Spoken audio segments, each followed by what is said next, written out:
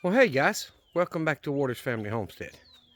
Alright, so they're expecting some storms tonight and tomorrow and possibly Sunday. But my local weather app here says it's not really going to rain much tomorrow. But I don't know. I don't know. If you're in the path of any severe weather, y'all please take precautions. Be very careful. Try to be as safe as you can, as prepared as you can. We've got about an hour and a half before dark here, but with all the overcast clouds, it may be darker a little bit sooner. I still have not figured out why most of them hang around inside the pen. Now, when I'm out here, they do come out, but like I was just sitting in the swing, and there was one hen out there scratching around, eating bugs and grass for 5 minutes by herself. And then, a handful more ran out there, and Sue came out with them.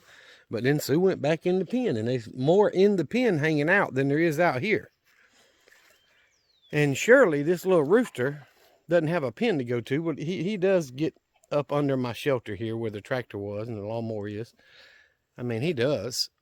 That's where he was when I got home, actually, because I put some more gas in that middle barrel. So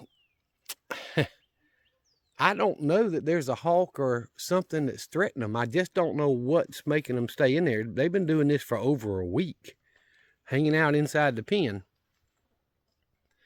But either way, I let them run out of feed because they had so much food on the ground that they wasted so much. I let their feeder get completely empty. I knew it was low last night and they had enough through about half today. So I didn't fill it up and I waited till I got here. Now that's on the first and last pen. The middle pen, there's only 3 hens. Those 2 little bitty ones, well, 4 hens. Those 2 little cockerel, whatever they are, gamecocks, whatever they are. And then the Rhode Island red-ish mix that showed up, and one of my black sex links that I left in there with Sue. So there's only a total of 5 chickens in there. It takes a long time for them to empty their feeder, but they've put a lot of feed on the ground as well. And I'm not filling their feeder up until that feed on the ground is gone. But I did both first and last pen, let it run completely out. They ate all the feed off the ground. So I went ahead and poured some feed in there. And let me pause this for a second. I really hate spinning y'all around. And I know I apologize, but let me pause it and turn around. All right, so that's all I did was turn around. You see that big old kitchen bowl full of layer pellets and a little bit of scratch feed mixed in with it, a little bit on the ground. That's where I was feeding them, on the ground there. So it's been there a while. But they have eaten some out of that bowl, and the waterer does have water in it. So the male peacock's been over here today. He was over here yesterday. And let me turn around. The day before, I went over to my sister's, and I told y'all in the last video that the female peacock, I had not seen her over here, although she spent the night here the night before. She was over there on my sister's front porch, and the male went over there, was on the front porch. I just walked right past them, went in and out the house. I stayed over there for a little while with her, just visiting. And I have not seen the female over here. Now, of course, I've been at work all day, but I have not. All right, I'm going to turn y'all around. I'm not going to pause it this time. Look where he is. He's sitting on top of my house.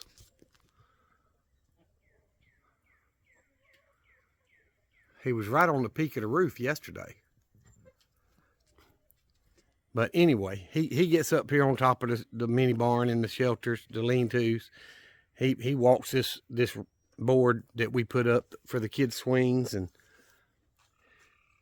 he gets up off the ground, but he's been roosting in this area of my property. So I don't know where she's roosting and going, but anyway, I went ahead and filled up both them outside feeders. I didn't fill the last one up. I poured enough in there to get through to tomorrow. But I'm going to get up in the morning on Saturday and go to the feed store and get some more feed and get some more scratch. Because I mean, I got enough to give them all a little bit, but I'll get a couple, 3 bags of scratch and some more feed and fill up another can over there. And that way I have plenty on hand and, you know, all that good stuff. But anywho,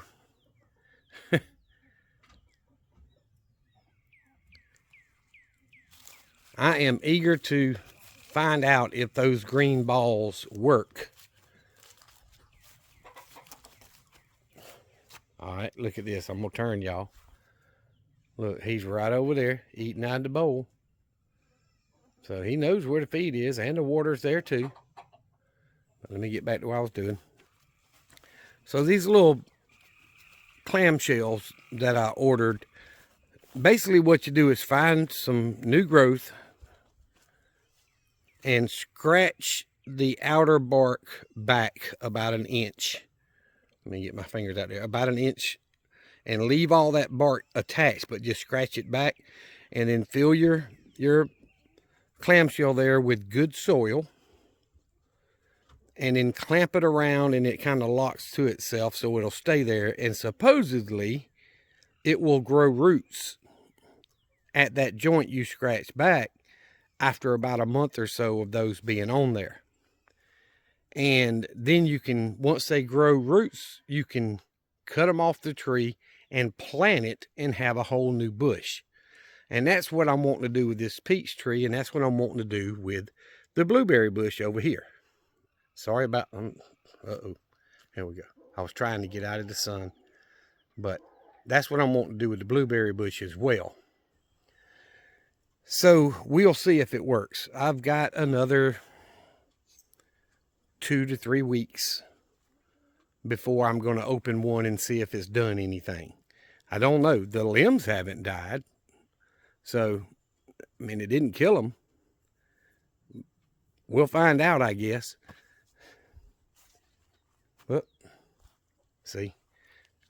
He didn't mean to do it, but he reminded me that I left the water hose on. I see it on the ground right here. And I left it on real slow in this big pot. It's running the ants out of it. But that's my rose bush. Way too much water. But it'll be all right. Run the dead burn ants out. I hate ants. I don't know what they're good for other than cleaning up dead carcasses and such. But anyway, this storm's coming, guys. If you're not prepared for power outages and tornadoes and all that good stuff, guys, do what you can. You know, you don't have to spend $1 million, but do what you can to keep you and your family safe and be able to have power, just like this little generator. I would love to go out and buy a $8,000 or $10,000 propane generator that's got electric start on it and hook it up to my gas line back here and to my power for my house. And have it set up to where the generator will come on and charge my battery bank when the batteries get weak. But guys, I just, y'all know I'm a single guy that lives on one income, and I can't afford to buy one of those things. Not with all the other projects I've got going. And, you know, yeah, I could go to the bank and borrow the money and buy one. I don't want another bill. I only have one bill. That is my house. And I hope I have this whole place paid for in the next 3 to 4 years. And that's going to be tough on me, but I'm trying. So if you're not prepared for power to go down and storms and all that stuff, do what you can. If it's a small generator, then by all means, have that thing ready. Make sure it'll crank and run. If you haven't cranked your generator and it's gas powered or whatever, get out there and let it run. when I was running gas through mine, I'd crank it about once a month. I usually did it the first weekend of the month and let it run for about 30 minutes to an hour. That'll keep the gas flowing through the carburetor and prevent it from getting gummed up and all that stuff. So it's a good idea to do that. But since we're going into this bad weather period, if you haven't ran your generator and made sure that it's working so that you don't, aren't sitting there without power for days or however long it might be, you need to get out there and do that. Just a reminder and a hint, you need to get that done. But look at that Rhode Island Red in there. I know it's hard for y'all to see, but she's picking at the turkey, and he'll have enough of it and, move away from her or whatever. But that's what I'm talking about. They'll pick at other mainly the roosters. They pick at them and until they create a tender spot or whatever, and then turn it into a sore. And I'll be glad when the end of this season is for spring and all, and I've hatched a bunch more babies to replace all these hens that are out here. That is my goal. I plan on hatching at least 30 more hens. And of course, you can't never tell how many of them are going to be hens till they get older. But I'm going to probably hatch 40 to 50 chicks this year. And the roosters will get processed and put in the freezer. And the hens are going to replace all these hens. They're going to be in this pen by themselves, or one of the pens by themselves, so that they don't learn that from other chickens. I'll probably put them in this last one where Sue is, and get rid of that from these. All these can go into the freezer. See, she's still picking at him, but I know gnats and all that stuff get around them, and they will pick at the gnats. But anyway, all right, guys. Y'all know I did a live the day I got my internet hooked up, and I thought about going live now where I'm doing this video, but I'd like to get some input from y'all. Would you tune into a live on a regular schedule? And if so, what's the best day and time that you think you'd be able to sit and participate in a live, chat back and forth and all that? Because I'll probably set my laptop up and use it for the live so that I'll have a place to do it and be regular with it, as regular as I can. So let me know what y'all think about that, please. And I'll try my best to do that. So, all right, I've got something in the house I want to go get and thank a subscriber for. All right, guys, and get it back to 0. So this lady here, Jennifer Dowhan, I'm not positive about how to pronounce the name. She is from overseas. I'm not going to show her address. Sent me a card for the holidays. I'm probably the last person on YouTube. And y'all, that's the first card I've ever gotten. That I can remember, at least. I'm pretty sure it's the first one. And she sent me a pack of these Mortgage Lifter rainbow seeds with a coupon code on it. And they tell you how to plant the seeds. Guys, that is absolutely awesome. Now, I didn't get this at Christmas, and I'm waiting till now to tell y'all about it. I got this right as I changed jobs about, 4 weeks ago?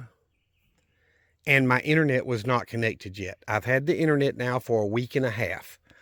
So I had quite a few videos already made. And once I was able to upload them, I uploaded them and scheduled them one after the other. That's why y'all saw an entire week of I didn't miss a day because I had all those videos made and I just uploaded them one after the other until I got caught up. In the last few days, I've been caught up. So I've been wanting to do this to say thank you to Jennifer Dowen for the card. She is from overseas. I better cover that back up. So I don't know how long it took to get here, but I got this card about 3.5 weeks ago. So right when I changed jobs, so I could not upload a video, make one and say thank you. So I'm saying thank you now. I am a Christian and I do celebrate Christmas, and y'all, this lady is awesome. She never even sent me a message or anything and says she done it. If she did, YouTube didn't let me see it.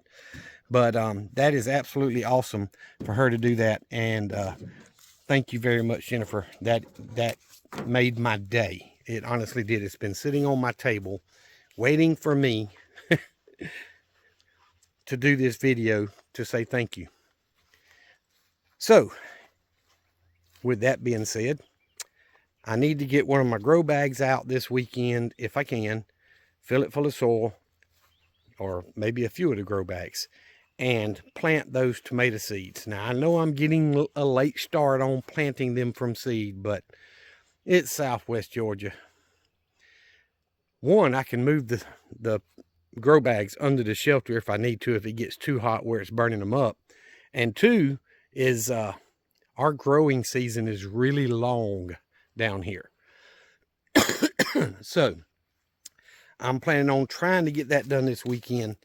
And y'all, thank you very much. I do appreciate it way more than I could ever say. So I'm gonna get off here. It's a little bit longer video than normal. I follow Arms Family Homestead and Cog Hill Family Farm, Miss Cog Hill, his children's channel when he makes a video there. I absolutely love Jason and Brooke, and them, he never has negative stuff in his videos. And it just, even when I'm having a bad day, I can watch his videos and it makes me feel better. But I can't be that happy-go-lucky all the time. Yeah, see, the turkey's pecking back at her. She moved way in. But anyway, I'm going to try to make longer videos because I look at the length of those guys' videos, those bigger channels, and I'm going to try to get into the habit of, like, if I start a video today and I didn't finish what I was doing or whatever, I'm going to pause it and I'm going to continue with the video the next day and make my videos 30 minutes long, roughly 20 to 30 minutes. We're at the 18-minute mark now, but too short, people don't watch. Too long, people won't watch. So I would appreciate some input about that from y'all as well. Do you prefer 5-minute videos, or do you prefer 20-minute videos, or 30 or 40 minutes? I mean, Arms Family Homestead is typically 35-40 minutes each video. So anyway, I'm not that big channel. I can't sit back there and say I got almost 1 million subscribers like he does, but I want to do what y'all enjoy to make your viewing experience better. So let me know what you think. Guys, remember what I've always told you. Jesus Christ loves you, and so do I. Y'all be safe and be prepared.